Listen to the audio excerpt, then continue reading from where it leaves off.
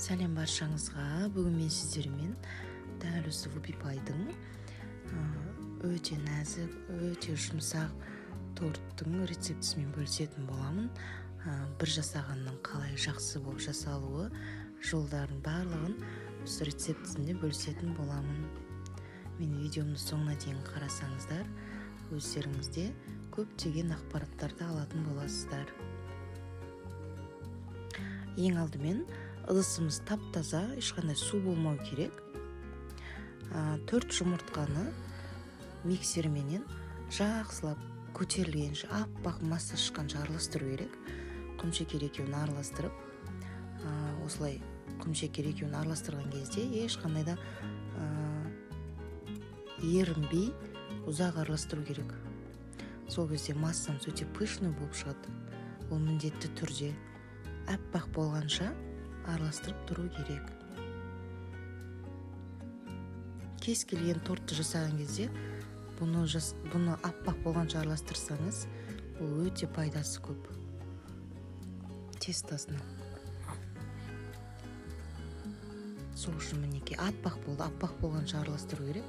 Мұнда менде шоколад, май және какао барлығын ерітіп, қазір тестоның үстіне салатын боламыз. Мұнда жарты қасық сода мен уксус екеуін гаситетіп, жаңағы жұмыртқаның үстінен саламыз. Ол массасы тағы да көтеріледі.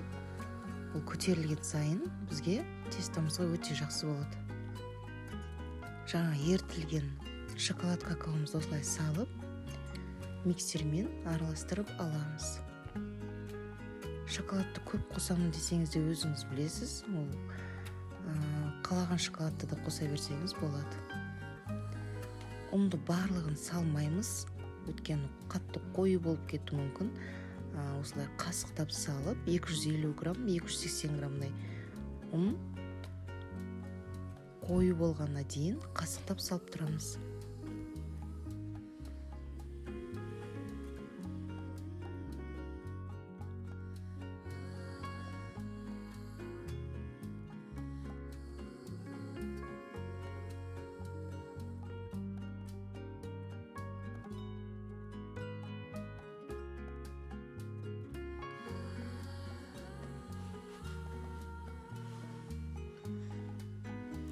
Міне бізде тестомыз осындай қою болу керек.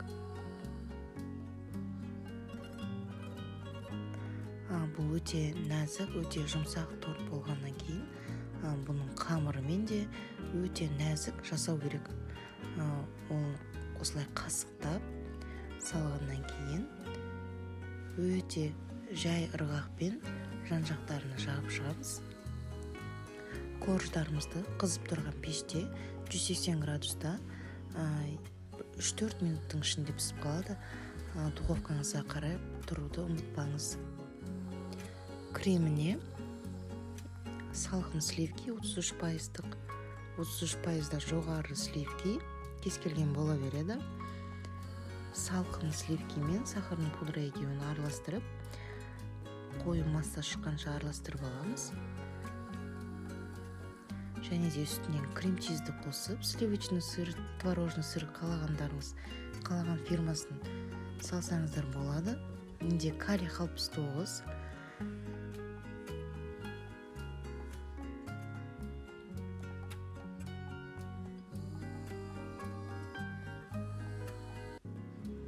Крем-чизбен жақсылап араластырып, қою масса шыққанша араластырып дайындап аламыз. Крем-чизіміз қаншалықты қою болса, соншалықты қазір креміне жасайтын болған кезде ұстап тұратын болады. Осылай кондитерский мешокқа осылай қолдарыңызға салғасаңыздар да болады. Стаканға қойып салсаңыздар да болады. Осындай домалақ формалар жасап шығамыз. Вупипайдың формасы.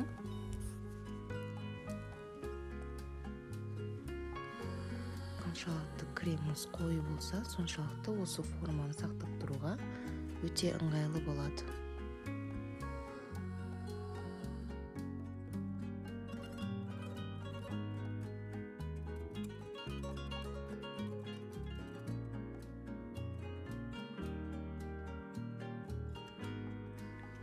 Міне осылай тегістеп шығамыз.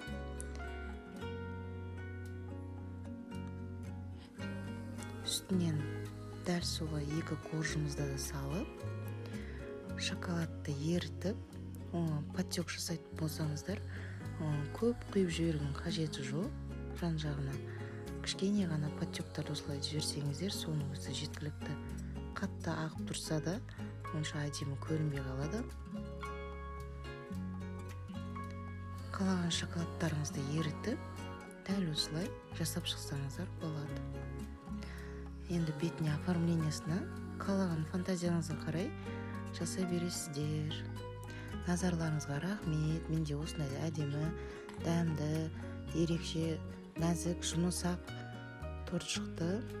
Сіздерге ұнаған деген сенімдемін. Назарларыңызға рахмет.